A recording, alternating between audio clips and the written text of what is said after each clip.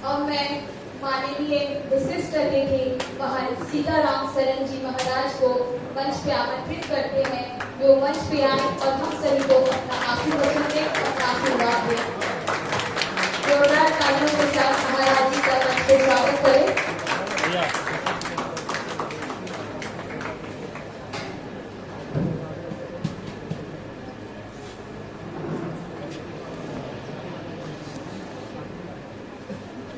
नारायण हरि नारायण हरि। सीतानाथ समारंभा गुरुरामानंदाचार्य मध्यमाम् अस्मदाचार्य पर्यन्ताम् वन्दे गुरु परम्पराम्। गुरुर्ब्रह्मा गुरुर्विष्णु गुरुर्देवो महेश्वर गुरु साक्षात् परम ब्रह्म तस्मै श्री गुरुवे नमः। अखिल ब्रह्मांड के नायक प्रभु श्री रामचंद्र जी जगत जननी सर्वेश्वरी भक्तराज हनुमान जी महाराज इस सभा में बैठे मुख्य अतिथि के रूप में माननीय ककड़ा जी, इस स्वामी रामकृष्ण परमहंस शिक्षक महाविद्यालय के निदेशक हमारे श्री शंकर शोणकार जी, वास्तव में जब मैं शंकर जी को झांकता हूँ, देखता हूँ, मुझे लगता है कि इनके हृदय में कौन से ऐसी भावना आया होगा कि ऐसे सुनसान वीरान जगह में ऐसे प्रशिक्षण महाविद्यालय जहां से ऐसे तमाम शिक्षक तैयार हो, और निश्चित है कि इनके मन में कहीं न कहीं झारखंड में चला रहे जितने प्रकार का यदि किंतु परंतु रहा होगा कि हमारा झारखंड में जितने शिक्षक हो वो कैसे हो। तो नाम स्वामी रामकृष्ण परमहंस जब आप देखेंगे तो सबसे पहले मैं ये कहूंगा, एक बार शंकर जी के लिए जरा एक बार जोरदार ताली के साथ स्वागत करते हुए ताली में सभी लगे होना चाहिए, क्योंकि जब हमारे हृदय के अंदर जब कोई संकल्प होता है तब कहीं कहीं वो दिखता है। जिस प्रकार से इन्होंने संघर्ष किया है धना भाव में रहते हुए भी इस महाविद्यालय को खड़ा करना, उस संघर्ष को हमें शायद झांकने का प्रयास किया देखना है। स्वामी रामकृष्ण परमहंस जी महाराज कैसे हुए? बोले स्वामी रामकृष्ण परमहंस जी महाराज जब अपनी साधना भजन में रत रहते तो किन्हीं ने कहा, बोला महाराज आप तो संत हो, साधना भजन करते हो, आपको कुछ अभी तक कुछ दिखाई दिया क्या? स्वामी रामकृष्ण परमहंस जी ने कहा, हाँ मुझे माँ काली का दर्शन होता है और मैं जब चाहता हूँ तो माँ काली से वार्तालाप कर सकता हूँ, बात कर सकता हूँ। कहते ही विष्णु को चलाने वाला विश्वेश्वर से जिसकी बातचीत होती हो। तो एक दिन तोतापुरी जी महाराज सामने पधारे, और जब सामने पधारे तो उन्होंने कहा, ए रामकृष्ण जरा, बोले महाराज जैसी आपकी आज्ञा, बोला इधर आओ, मैं तुम्हारा गुरु बनना चाहता हूँ, तू मेरा शिष्य बन जा। तो रामकृष्ण परमहंस जी ने मुस्कुराते हुए कहा, बोले मुझे गुरु बनाने की आवश्यकता नहीं, क्योंकि मैं माँ काली का दर्शन करता हूँ।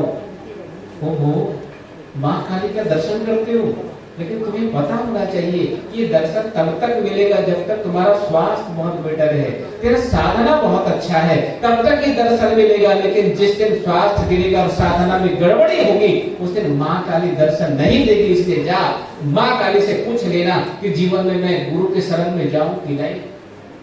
माँ काली का दर्शन करने के बाद उन्होंने पूछा, माँ बताओ क्या मुझे गुरु के चरण में जाना चाहिए, गुरु के शरण में जाना चाहिए? तोतापुरी की महाराज आए तो माँ काली ने कहा, बेटा जिस लक्ष्य को तुम प्राप्त करना चाहते हो मैं तो दर्शन तुम्हें दे ही देती हूँ, लेकिन वास्तव में जिस दिन साधना और स्वास्थ्य गड़बड़ होगा मेरा दर्शन तुझे नहीं मिलेगा, और तुझे मेरा दर्शन पाने के लिए तुझे यहाँ आना पड़ता है।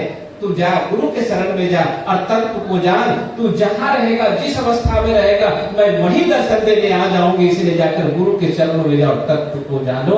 तो रामकृष्ण परमहंस जी गुरु के चरणों में गए थे और तत्व को उन्होंने जाना था। उन्हीं के शिष्यों में से एक शिष्य स्वामी विवेकानंद जी हुए, जो विश्व धर्म सम्मेलन शिकागो में जाकर ऐसा भाषण ठोका कि अपने भारत को विश्व गुरु के स्थान पे खड़ा कर दिया। ये हमारे स्वामी रामकृष्ण परमहंस जी। मुझे लगता है कि शायद ऐसा ही कुछ यहाँ चल रहा है कि हमारे यहाँ इस महाविद्यालय से जो बच्चे निकले वो स्वामी विवेकानंद जी जैसे हो, जो अपने माता पिता का नाम तो चमकाए, लेकिन अपने क्षेत्र का नाम तो चमकाए, पर अपना भारत विश्व गुरु के स्थान पे खड़ा हो, वो हमारा विद्यार्थी हो। और आप जितने भी यहाँ पढ़ने वाले विद्यार्थी अभी कहलाते हो, लेकिन आप शिक्षक बनेंगे और शिक्षक भी हैं, तो आपको कैसा करना, वास्तव में मैं बहुत सुंदर शब्द आपने कहा कि आप जैसा चाहो वैसा आप इस भारत का निर्माण कर सकते हो। और आप गुरु हैं। गुरु हम कहते हैं कि जो गुरु विद्या प्रदान करे, विद्या माना शा विद्या या विमुक्त है, वो विद्या जो हमारी सारी समस्याओं से मुक्त कर दे, वो विद्या मुझे लेकर जाना है। वो विद्या जो सारी शंकाओं का समाधान कर दे, वो विद्या लेकर जाना है। विद्या लेकर जाने का मतलब सिर्फ ये नहीं कि सिर्फ हमको अपना पेट चलाना है। विद्या लेकर जाने का मतलब ये नहीं कि सिर्फ हमको नौकरी करना है। विद्या लेकर जाने का मतलब ये नहीं कि जहाँ से जिन बच्चों को हम पढ़ाएं वो बच्चा जैसे तैसे भटक जाए, बोला नहीं, मैं जब यहाँ से जाऊंगा तो एक लक्ष्य लेकर जाऊंगा कि स्वामी रामकृष्ण परमहंस जी महाराज को दर्शन करूंगा। उनके शिष्यों में एक शिष्य जो स्वामी विवेकानंद जी हुए, बोले उनको मैं जरूर दर्शन रोज करूंगा कि मैं ऐसे संस्थान से पढ़कर आया हूं जहां का नाम, जब आप रोज ऐसा चिंतन मंथन करेंगे, कहते हैं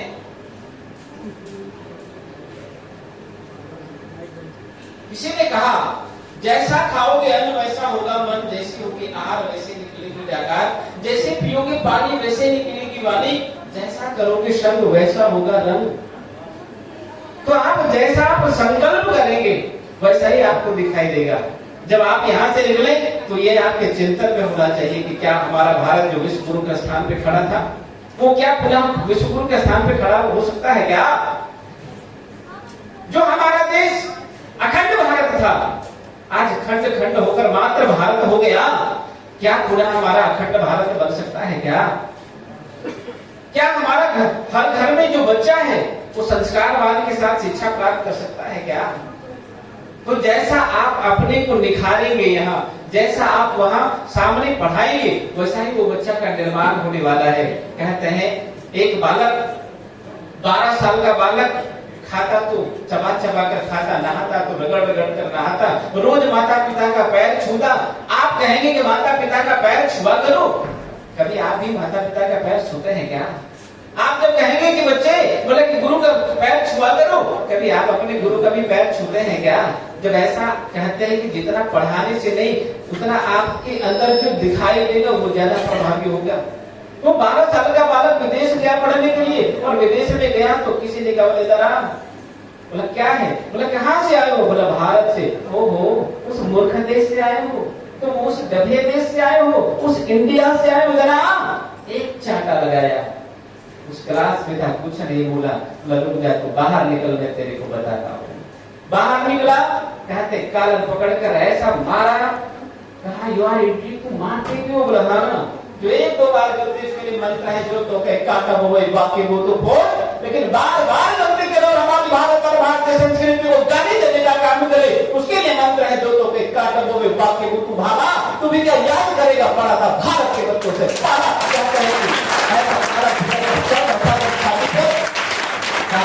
भारत को गाली देगा क्या? नहीं। कहते वो बालक आगे चलकर क्या बने? कहते उन्हीं का नाम सुभाष चंद्र बोस।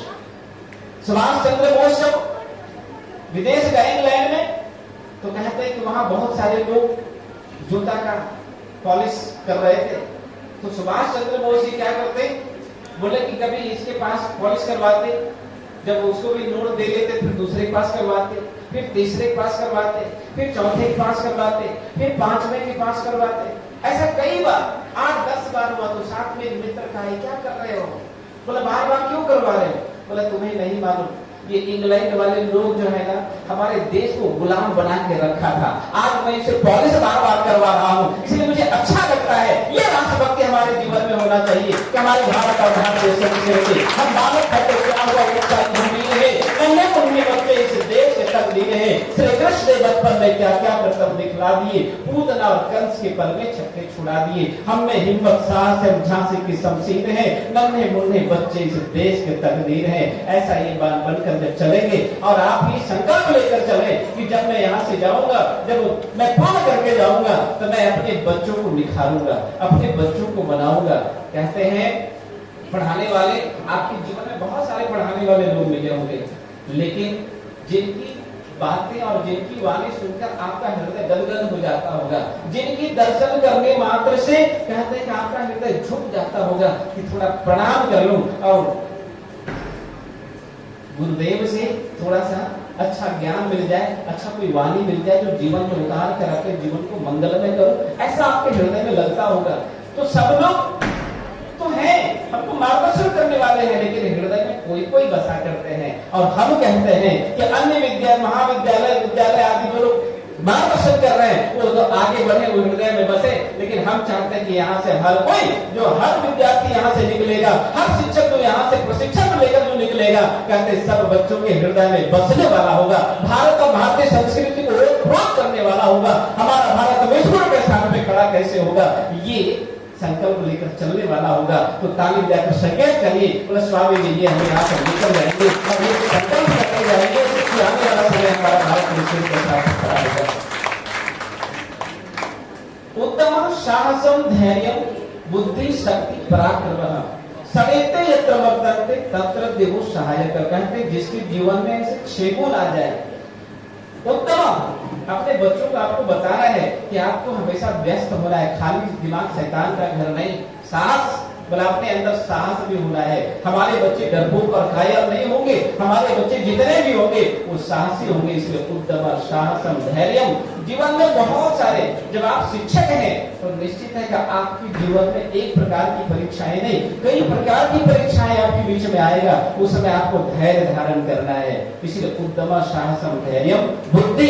कहते हैं बुद्धि हमारा तेज हो, हमारे बच्चों का तेज हो, ये आपको ख्याल रखना है। शक्ति कहते हैं कि शक्ति भी बना रहे, और पराक्रम कहते हैं ऐसे 6 गुण आपके जीवन में आता हो, आपके बच्चों में आता हो, तो आपके माता पिता का नाम तो चमकेगा, आपके गांव और भारत का नाम तो चमकेगा, पर आपका भी नाम चमकेगा। ऐसे आपके जीवन में दिखाई देगा और भगवान भी आपको सहयोग करेगा और भगवान की कृपा पात्र आप बन जाएंगे। कहते जब बहुत अच्छा कार्य हम करते हैं तो परमात्मा हमको छू लेता है, और हम चाहेंगे कि इस महाविद्यालय से जो निकलेंगे, कहते परमात्मा के कृपा पात्र भी, क्योंकि परमात्मा कभी भेदभाव नहीं करता, परमात्मा कभी हिंदू मुसलमान सिख ईसाई नहीं करता, परमात्मा सबका होता है, सर्वव्यापक होता है। इसलिए उसको गॉड कहा गया है। गॉड माना G for generator, O for operator और D फॉर डायरेक्टर। जहाँ से ऑपरेटिंग डायरेक्टिंग हो रहा है उसी को परमात्मा कहते हैं। और परमात्मा को हर कोई मानता है, दुनिया में कोई ऐसा व्यक्ति नहीं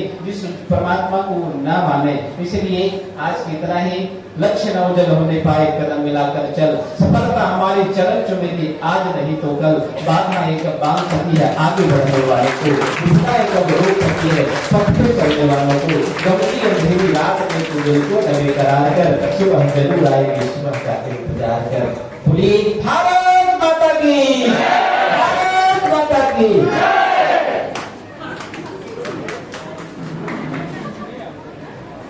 धन्यवाद महाराज जी।